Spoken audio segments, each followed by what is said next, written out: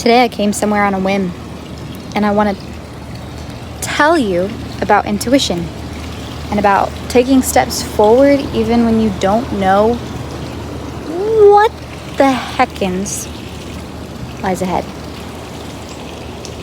I went to visit my mom in Florida for a couple of weeks after a really hard year.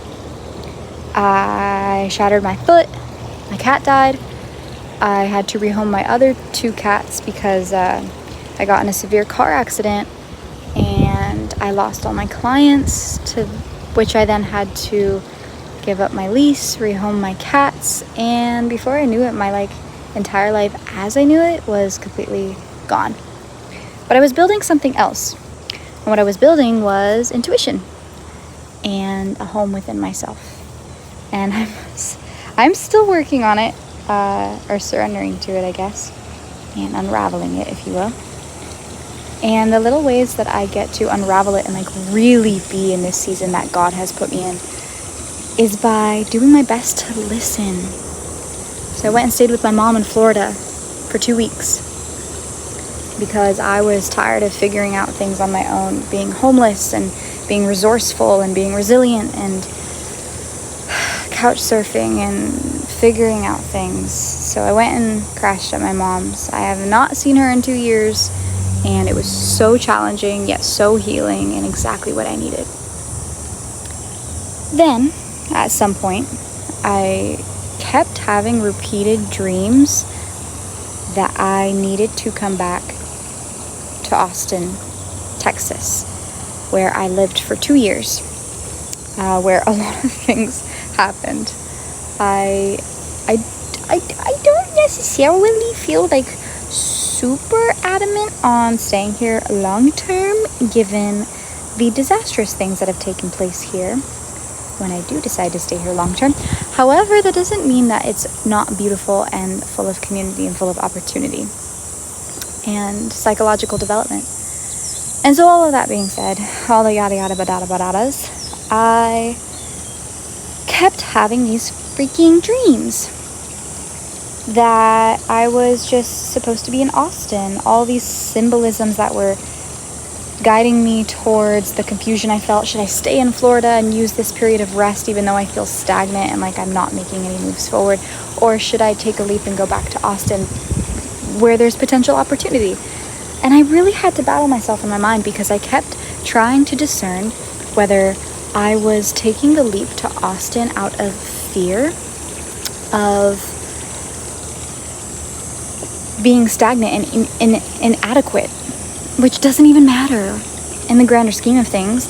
However, there are certain circumstances and times of your life where it does matter, because there are opportunities waiting for you at certain points of your life, so you have to be quiet enough to hear them. And so I spent a lot of time scratching the edges of my mind trying to figure out, should I stay in Florida? Should I go to Austin? Am I fucking up my life if I stay here? Am I fucking up my life if I go there? I like to spiral a little bit. Okay, I'm a freaking tornado. Thank you very much. And spiral I did. But also meditate on it and think about it and pray to God and life about it I did. And obsessively pull tarot cards and ask a pendulum what I should do. I did. I also asked the trees. I also asked my heart. And my heart said stay in Florida. But God, life, said go back to Austin. I completely made up my mind that I would stay in Florida and spend this time building this beautiful relationship with my mother that her and I had never been able to have before prior to me visiting her recently. And I really just wanted to sit in that and keep building it because it felt so good. My dad passed away a few years ago, so it feels good to finally go back to somewhere and have some form of a parent. But although that's what my heart wanted, I just kept getting these signals, these signs, this voice in my head, these feelings in my body, that I wasn't making the most optimal timeline decision. And so I was rooted. I was like, I'm staying in Florida and that's that. And then I meditate and I fall asleep during meditation and I have this dream that someone offers me a gig and the pay is $1,700. And I'm like, yeah, I'll take it. But I show up late and I miss it entirely. And they're like, well, sorry, like, you missed the opportunity.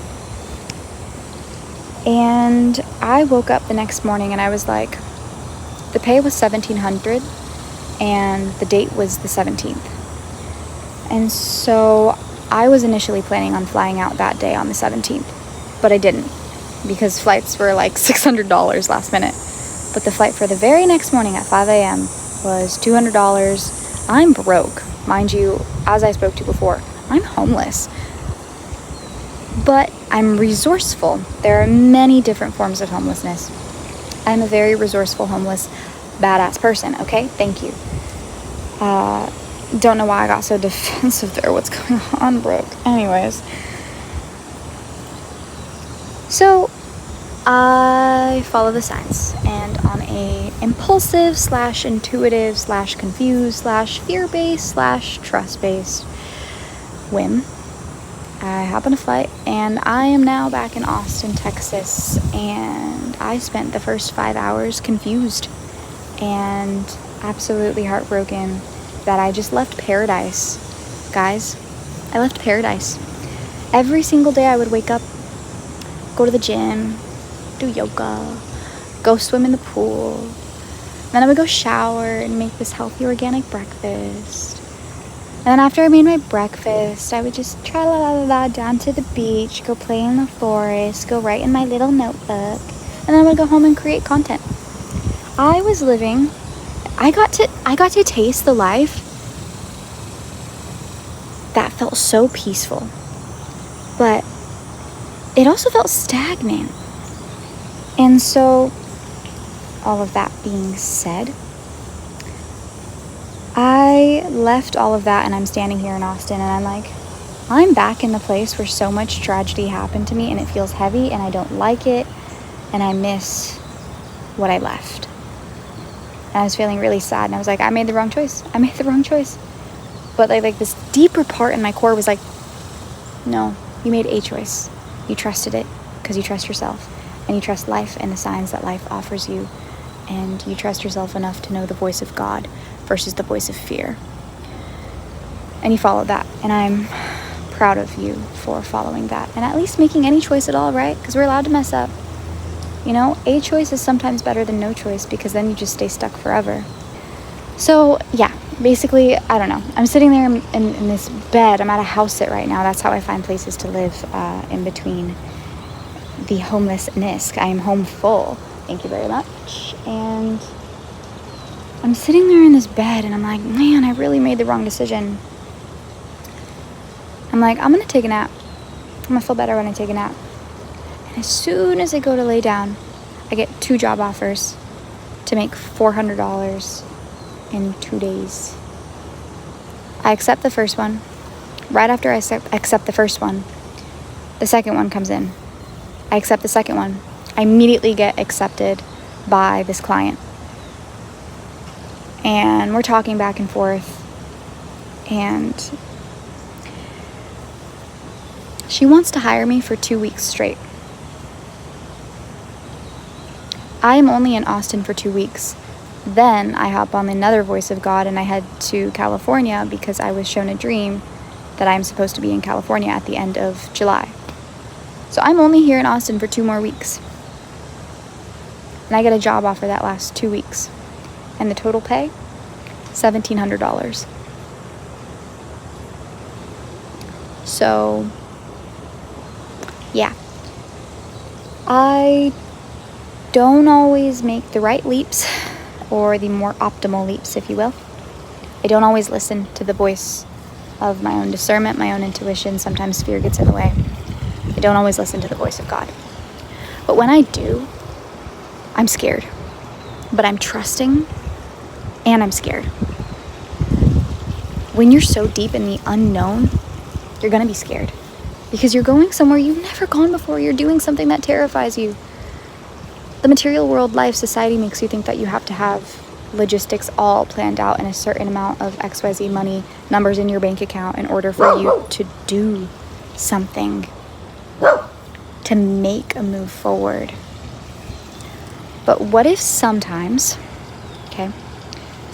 if it's the season for it, You just go forward, and then life moves around you and within you and for you. What if